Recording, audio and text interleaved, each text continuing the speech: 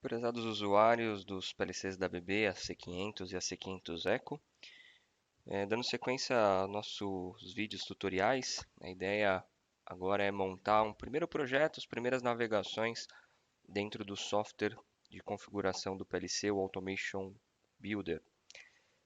Depois que o software estiver instalado, quando você for no menu do Windows, lá em Iniciar, todos os programas, ele vai ter criado uma pasta ABB. Dentro dessa pasta ABB, você vai encontrar o Automation Builder. O Automation Builder ele vai ter duas formas de execução, o Automation Builder tradicional e o Automation Builder Lite. O Automation Builder Lite ele é uma versão mais reduzida dos recursos, não carrega as interfaces de HM, não carrega as interfaces de rede, para ter um software mais leve na sua execução. Nesse tutorial a gente vai trabalhar na versão padrão do Automation Builder. Então, clicando aqui nele, ele vai iniciar o carregamento do software. A última versão disponível é o 2.41, né? E interessante sempre estar entrando no site da ABB, no www.abb.com/plc, para estar verificando se tem uma atualização, se tem alguma correção com relação ao software. Quando você abre o Automation Builder, estando conectado na internet, nesse campo do Start Page, ele sempre vai trazer os principais menus dessa página de automação, né, o abb.com/plc. Então, link para o catálogo, link para as aplicações exemplos, né, as principais interfaces que você tem no web page, ele vai estar aqui dentro do Automation Builder, quando você trabalha com ele conectado na internet. Quando estiver desconectado, esses links não vão ter função. Aqui no grupo básico, você tem as primeiras navegações para poder criar um projeto novo, abrir um projeto existente e fazer o upload da CPU, se isso for possível, se o código-fonte estiver gravado nela. E aqui na parte do Recent Project, ele vai trazer os últimos projetos que você trabalhou nesse computador. Se você acabou de instalar o software, ele vai vir em branco, porque você não vai ter nenhum projeto recente que você trabalhou para poder estar carregando. Então, iniciando aqui um novo projeto, a primeira coisa que ele nos pergunta é qual tipo de equipamento que a gente vai programar. Nesse caso aqui a gente vai trabalhar com a C500, né? Apesar dele aparecer aqui a C500, ele abrange os dois ranges de CPU, o AC500 e o AC500 Eco. Então toda a interface de PLC da ABB é programada num único software, e aí a hora que eu seleciono ali o AC500 Project, ele já vai trazer todas as CPUs disponíveis, tanto do Eco quanto do AC500 tradicional. Ele pergunta o nome que a gente vai direcionar para esse projeto. Então, aqui no nosso tutorial, vou chamar ele de treinamento web. E o local onde isso vai ser salvo, tá? Então, ele traz aqui marcado o diretório desktop como padrão.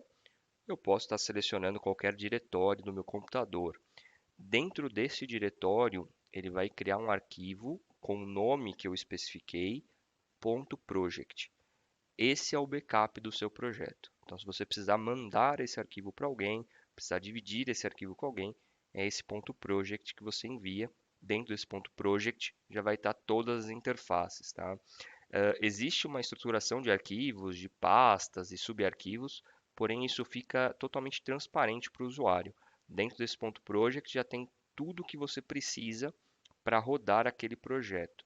A única exceção que fica são para os arquivos característicos de rede. Então, por exemplo, se você trabalhar em Profibus, trabalhar em Profinet, Ethernet IP, você além de mandar esse arquivo .project, precisa mandar os arquivos EDS dos equipamentos que não forem ABB.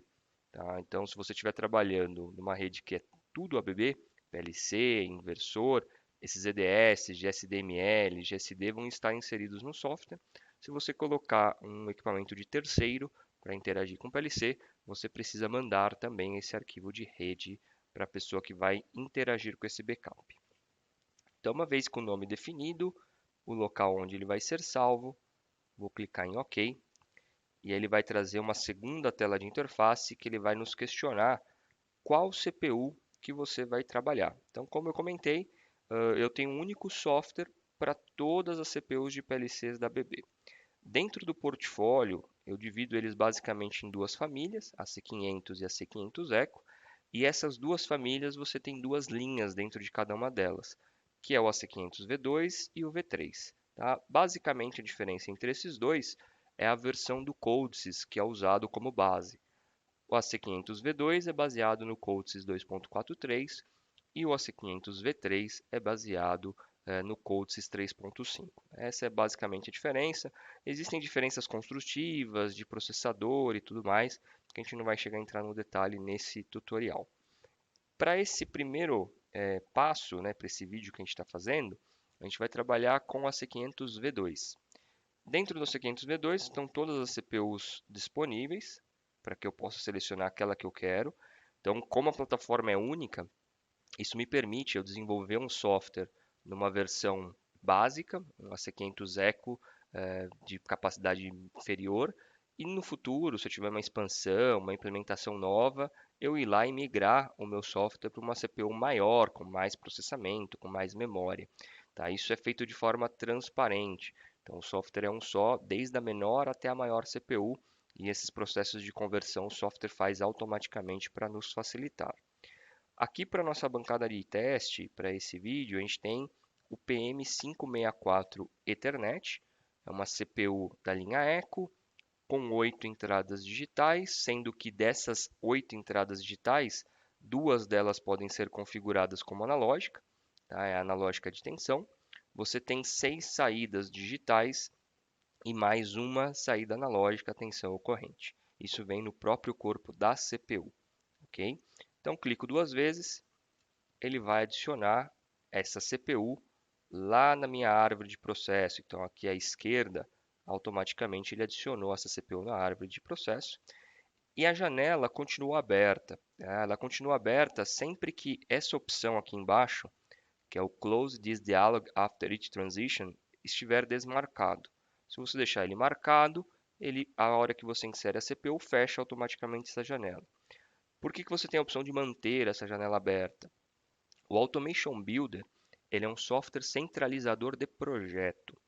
Então você pode ter no mesmo arquivo .project o programa de 3, 4 CPUs. Então, numa aplicação, por exemplo, de uma estação de tratamento de efluentes, você tem lá 4, 5 PLCs diferentes, cada um desempenhando um papel. Você pode ter um único backup de todos esses PLCs. Ou trabalhar um arquivo de Automation Builder, um arquivo .project para cada CPU. Aí fica a critério daquilo que você acha melhor. E dentro do Automation Builder também, você pode inserir o software das IHMs. Então, o software de programação das interfaces homem-máquina pode estar dentro dessa mesma interface ou trabalhar ele com arquivo separado. Também fica a critério a forma como vai se trabalhar com o software. Uma vez que eu não vou adicionar outra CPU nessa estrutura, eu venho aqui e fecho essa janela. Então, aqui no nosso menu principal, né, nessa nossa árvore de processo, eu tenho o nome do arquivo, que foi estipulado na primeira janela de interface. No meu caso aqui, foi colocado treinamento web. A segunda linha é a CPU que foi selecionada. Observe que ela tem essa informação entre parênteses e tem essa informação fora do parênteses. A informação do parênteses é o hardware selecionado. Tá? Então, para alterar isso, eu teria que voltar naquela janela inicial e selecionar uma outra CPU. O que está fora é um comentário. Normalmente eu linko isso com as documentações do meu projeto. Então, se eu clicar aqui onde está escrito PLC AC500V2, eu consigo alterar o nome para, por exemplo, PLC principal ou qualquer outro nome que eu consiga linkar com o meu projeto e fique fácil a identificação. Esses nomes são interessantes principalmente quando eu trabalho com mais de um PLC ou com mais de um dispositivo dentro do mesmo Automation Builder. Porque na hora que eu clico nesse sinal de menos, ele fecha essa estrutura e aí pelo nome eu já sei, aqui é o PLC principal, tudo que eu abri aqui é relacionado ao principal. Se eu tivesse ali um PLC de elevatório, um PLC de filtros, cada um deles ia ter as suas estruturas e as suas informações dentro dessa expansão aqui do sinalzinho de mais que vem antes da CPU. Então essa nomenclatura é livre, você pode colocar o que você quiser. A única coisa que o software te limita é que não pode ter caractere especial, não pode ter espaçamento nesses nomes porque senão ele vai dar erro na compilação. Ele já te bloqueia na criação. Você não consegue colocar esse tipo de nome já na criação mesmo do arquivo. Se eu precisar trocar CPU, eu estou aqui com a 564, mas eu quero trocar de CPU por alguma razão, vou usar uma CPU maior, ou não tenho a disponibilidade desse item, preciso trabalhar com outro. Você clica duas vezes nessa linha, ele vai abrir uma janela de configuração. Observe que essa guia ela sempre vai seguir o nome que você digitou. Tá? Então, coloquei ali PLC principal, a guia se chama PLC principal. E dentro dessa janela, tem aqui alguns subelementos. Tá? O primeiro são os parâmetros da CPU. Tá? Então, cada CPU tem alguns recursos que você pode otimizar. Em 90% dos casos, isso fica o default de fábrica, mas existem situações, existem aplicações específicas em que você pode ali fazer alguma otimização nesses parâmetros. Dentro do help do Automation Builder, você consegue procurar o detalhamento desses parâmetros e o que cada um influencia. Tá? Aqui a gente também não vai chegar a aprofundar item a item desses parâmetros, mas são parâmetros que eventualmente num outro projeto você pode vir aqui e intervir e mudar o comportamento da CPU do PLC em específico. O que é importante nessa janela? Tá? E isso vai ser válido para todas as configurações dentro do Automation Builder. Ele sempre vai ter uma coluna valor e uma coluna default value. Tá? A coluna default value é o valor que vem de fábrica, ou seja, é aquilo que vem originalmente no equipamento. E o coluna value é o que está para o seu projeto. Tá? Então, tudo que você configura para o seu projeto vai ficar na coluna value. Tudo que é default do projeto vai estar no default value. Então, você sempre vai ter esse comparativo entre os dois. A coluna default value não permite edição, isso aqui é fixo.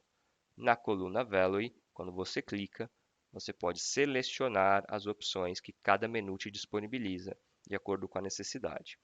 É normal sempre ter aqui o nome do parâmetro, né? E aí você pode linkar aqui por ordem alfabética, da forma como você quiser. Tem a descrição também, que aí ele pode ordenar pela ordem alfabética da descrição, né? E pelo tipo de variável. Tá? Então aqui você pode ordenar esses objetos, esses campos, da forma que você achar mais interessante. Tá? Normalmente eles ficam aqui ordenados pelo parâmetro, ok? E aí no grupo hardware, que é o segundo submenu, você tem aqui o modelo de CPU que foi selecionado lá na nossa primeira janela. Se eu tenho, por alguma razão, a necessidade de trocar de equipamento, eu venho aqui nesse menu, seleciono a nova CPU que eu quero, confirmo e ele vai recompilar esse software na versão mais nova. Se por alguma razão eu estiver trabalhando na versão V2 e vou migrar para uma versão V3, eu tenho aqui essa opção embaixo para ser ticada, e aí eu vou selecionar para qual CPU V3 que eu quero migrar, e ele vai fazer a mesma coisa, a compilação. Quando eu faço migração dentro da família V2, isso é muito transparente e muito automático. Ele já compila, automaticamente você já pode fazer download para a CPU nova que foi recompilado, tanto para cima quanto para baixo. Você pode pegar de uma CPU menor e migrar para uma maior, como você pode pegar de uma maior para uma menor. O único detalhe é que quando você vem da maior para menor, você precisa se certificar que o seu projeto ele cabe na memória da CPU que você está querendo converter. Se ele não couber, ele já vai dar erro na hora da conversão, vai falar que não é possível recompilar o software naquela CPU indicada. Quando eu faço a migração de V2 para V3, tá, existem alguns detalhes que precisam ser ajustados manualmente, que são diferentes entre as duas famílias. Posteriormente, terá aí um outro vídeo mostrando exatamente essa migração, como se faz essa migração de V2 para V3, ok? Mas tenha em mente que V2 entre V2 é automático, de V2 para V3 você ainda tem alguns ajustes manuais que se fazem necessários. A parte do I/O Map List são todos os I/Os que estarão relacionados a essa CPU. Então, a CPU em si, ela já tem uma quantidade de I/Os incorporados, que são as entradas digitais, entradas analógicas e saídas analógicas. À medida que eu for adicionando cartões no barramento de I/O, ele vai incrementando essa planilha, tá? Isso aqui eu consigo selecionar, copiar e colar no Excel e fazer ali os tagueamentos pelo Excel, depois copiar e colar de volta aqui no Automation Builder e ele faz o tagueamento automaticamente.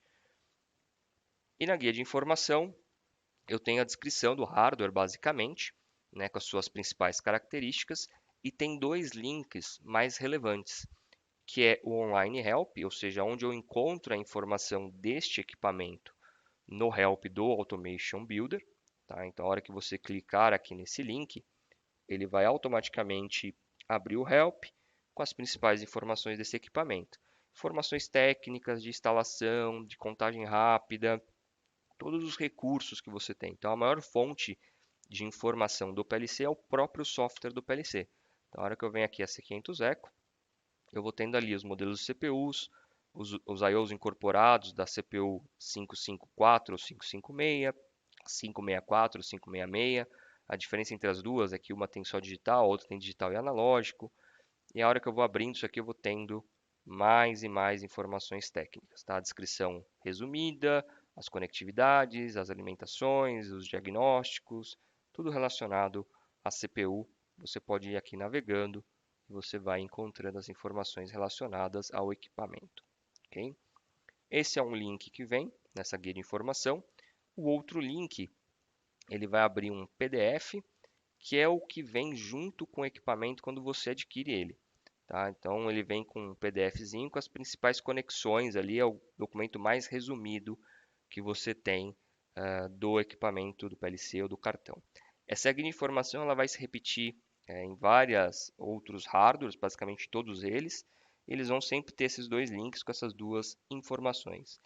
E esse Online Help, tá? Apesar dele ter esse nome de online, ele não precisa estar conectado à internet. Tá? Uma vez que você instala o Automation Builder, as informações já estão na sua máquina, estão gravadas no seu HD e ele só navega em modelo mobile, né, modelo web, que é navegação pelos navegadores de internet, Internet Explorer, Google Chrome, entre outros. Mas a informação está lá na sua máquina, ok? Aí essa guia aqui do principal é essas opções que você tem para trabalhar. Logo abaixo, você tem aqui um ícone chamado Application, que é o que faz a abertura do software do Codesys. Quando se trabalha na versão V2 do AC500, você vai trabalhar simultaneamente com o Automation Builder e com o Codesys.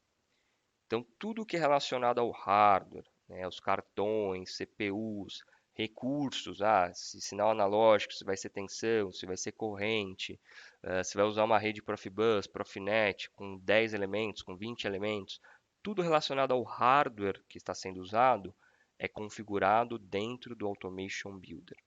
Uma vez que esse hardware estiver consolidado, configurado e definido, que é o objetivo desse nosso primeiro tutorial, na sequência, você vai trabalhar dentro do Codesys para desenvolver as suas lógicas, para desenvolver os seus recursos de programação.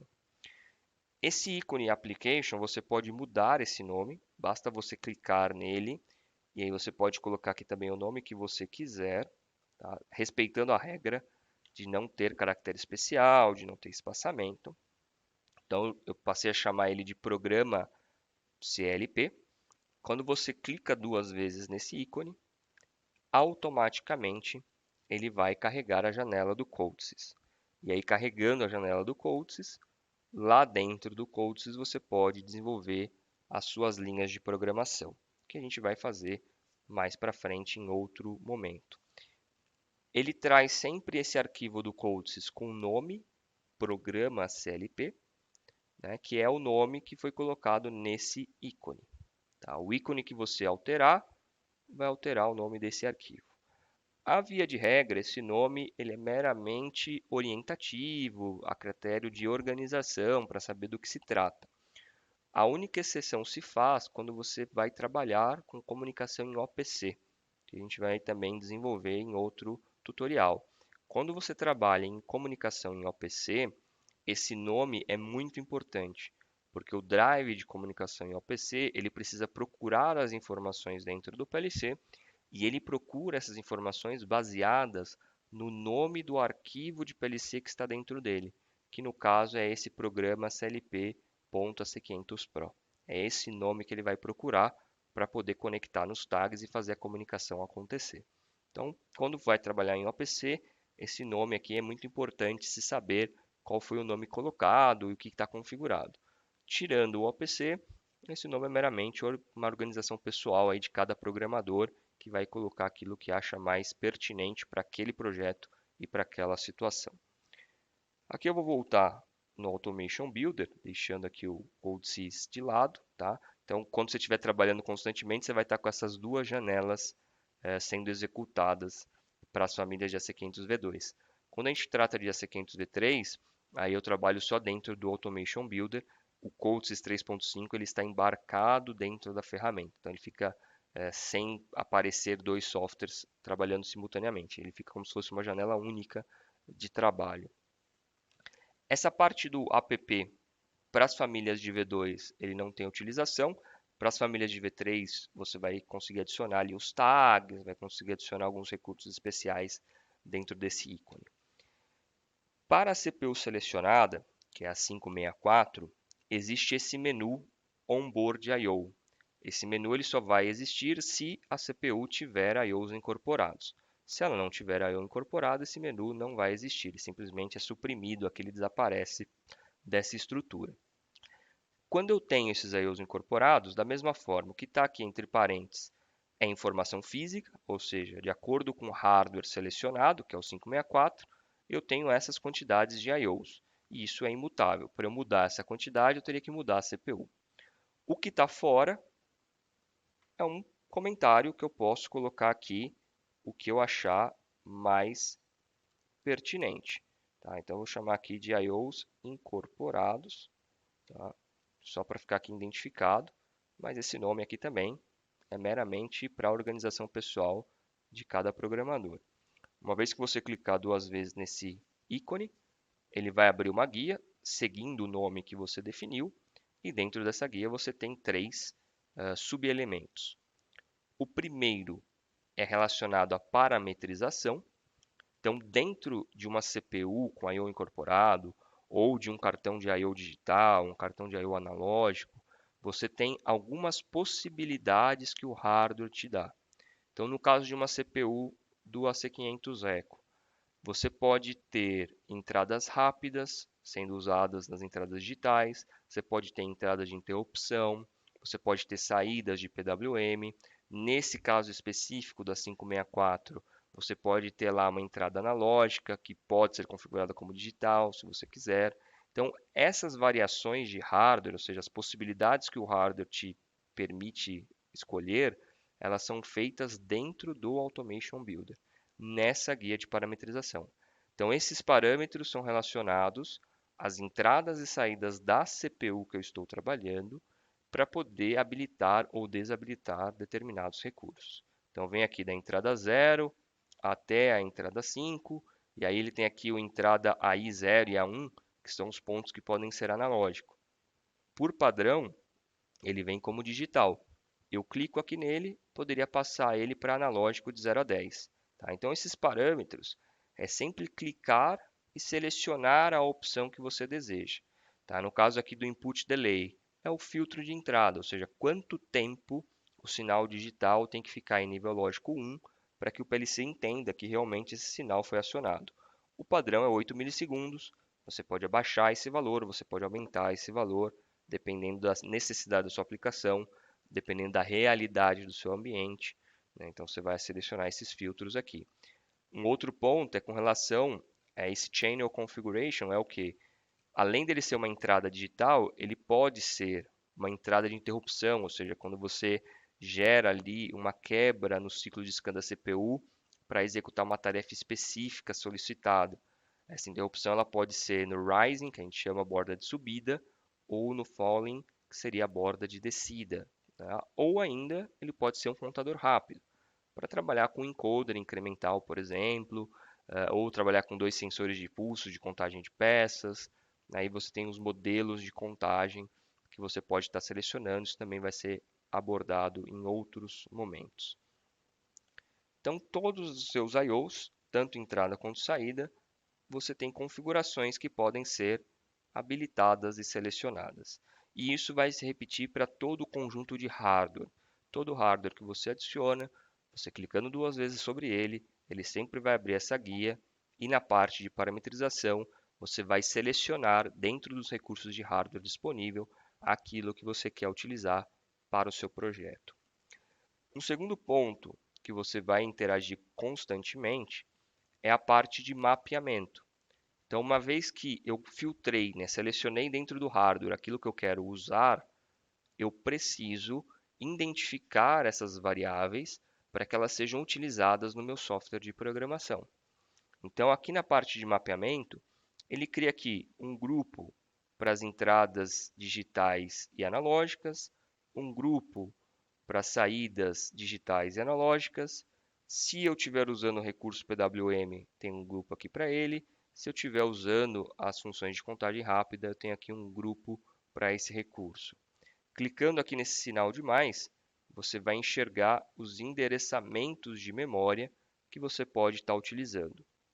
Essa parte do address, que é o endereçamento físico da CPU, ele segue a normativa que a norma de PLCs impõe, né, de software de PLC, que todo endereçamento seja precedido por porcentagem, seguidos de uma letra que vai identificar qual região de memória está sendo interagida.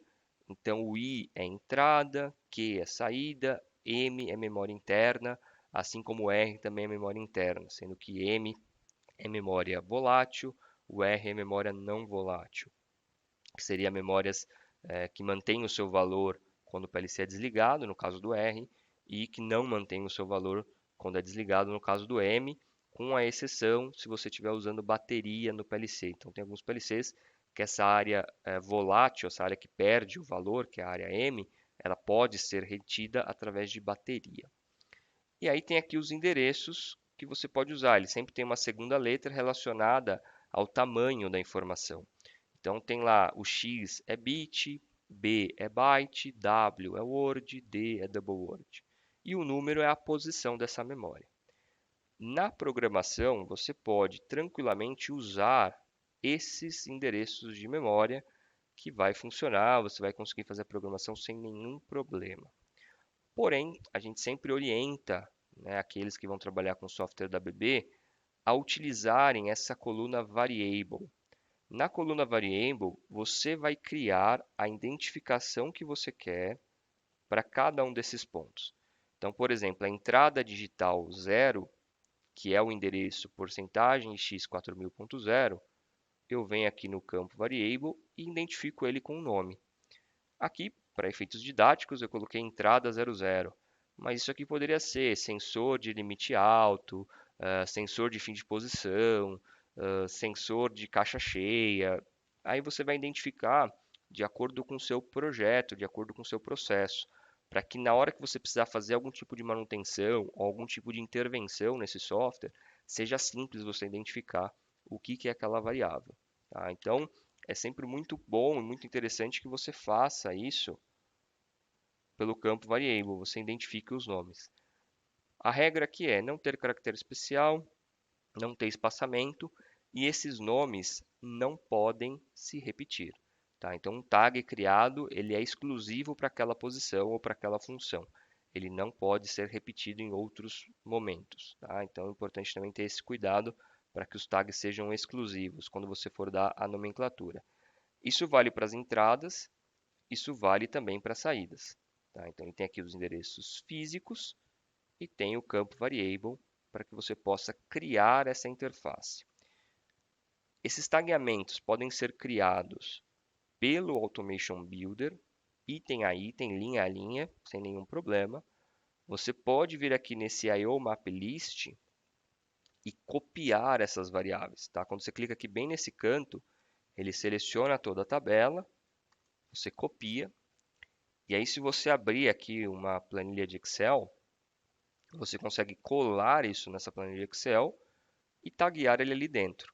Quando você usa o Excel, você tem a vantagem de poder usar alguns recursos, como clicar e arrastar, e ele fazer a nomenclatura automático, só trocando a numeração. Então, por exemplo, aqui entrada 1, 0 e 1.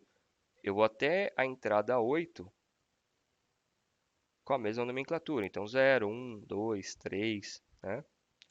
Para saídas vai ser a mesma coisa. Então aqui nessa tabela, eu vou vindo aqui na descrição, eu vou encontrar aqui, ó, a minha saída digital 0.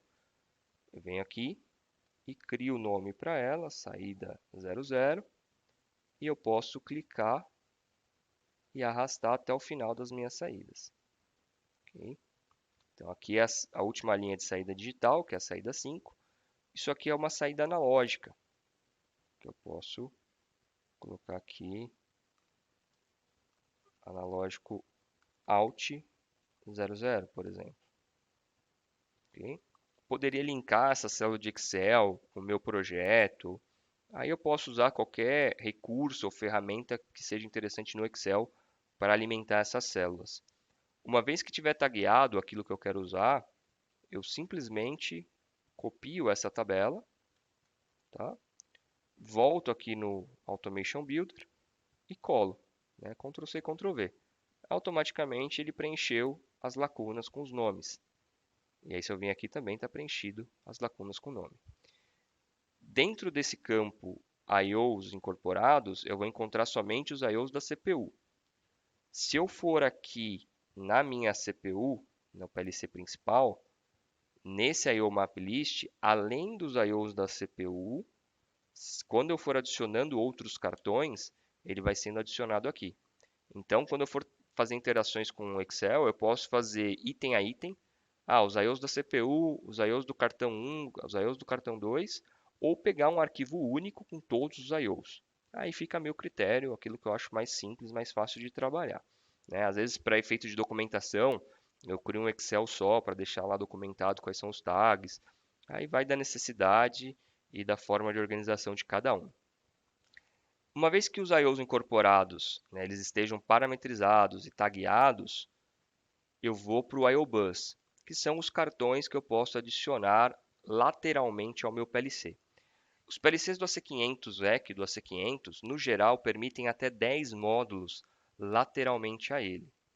Esses 10 módulos podem ser módulos digitais, módulos analógicos. Nas CPUs que têm recurso de safety, podem ser módulos de segurança. Né? Existem algumas CPUs específicas do AC500 Eco V3 em que você não tem essa quantidade de expansão lateralmente. Você só consegue aumentar a quantidade de IOs colocando remota de rede. Além desses 10 cartões, toda CPU permite a expansão em remota de rede. E aí você tem N protocolos para esse tipo de trabalho, Modbus TCP, Profinet, Kenopen, né, Profibus, e aí você pode escolher de acordo com a necessidade. Aqui nessa giga de teste que a gente está usando aqui como suporte, a gente tem dois cartões adicionados. Um cartão que é o DC532, é um cartão de 16 entradas digitais e 16 canais configuráveis, e um cartão analógico AX561, que é um cartão com 4 entradas analógicas e 2 saídas analógicas. Para adicionar esse módulo, eu venho aqui com o botão direito, adicionar objeto, e aí eu vou aqui dentro da minha lista de cartão adicionar o DC532, que é o primeiro cartão que eu tenho, e depois o AX561, que é o segundo cartão. Se alguém conhecer o portfólio da BB do ponto de vista de hardware, vai identificar que o DC532 é um cartão que está dentro do portfólio do AC500. E o AX561 é um cartão que está dentro do portfólio do AC500 Eco. Porém, quando eu trabalho com a programação no Automation Builder, eu não preciso me preocupar com isso. Todos os cartões são compatíveis com todas as CPUs. Eu posso usar qualquer cartão do Eco em qualquer CPU do AC500, posso usar qualquer cartão do AC500 em qualquer CPU do Eco. A exceção é válida somente para os cartões de safety, que eles só são compatíveis com os hardwares de AC500 que tenham a função de segurança incorporada, tá? E para os módulos de rede, que também só são compatíveis com o AC500. Os cartões de I/O digital e analógico, qualquer cartão desse aqui do AC500 pode ser usado no Eco, como qualquer cartão desse aqui do Eco pode ser usado no AC500, sem nenhum tipo de restrição. Se eu precisar adicionar mais algum módulo, eu vou clicando duas vezes e esses módulos vão sendo adicionados à minha estrutura. Uma vez que todos os cartões que eu tenho no meu hardware estão inseridos, eu posso fechar essa janela. O que é importante nessa configuração? A ordem desses cartões precisa retratar a ordem que eles foram montados. Não existe uma regra, você pode montar ele da forma como você quiser, porém, se você colocou o DC532 primeiro, ele tem que ser declarado primeiro. Se você colocou o AX561 primeiro, ele é que tem que aparecer primeiro. Para mudar um cartão de posição de forma simples, você clica e arrasta ele para a posição nova, que automaticamente isso é alterado, ok? O que está aqui entre parênteses é o hardware que está sendo usado, o que está fora do parênteses é o nome que você pode colocar o nome que você quiser.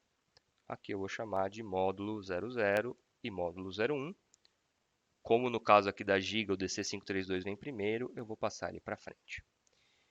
E aí as configurações desse cartão, você clica 2 vezes em cada um deles, e aí você vai repetir aquela mesma estrutura que tinha na CPU.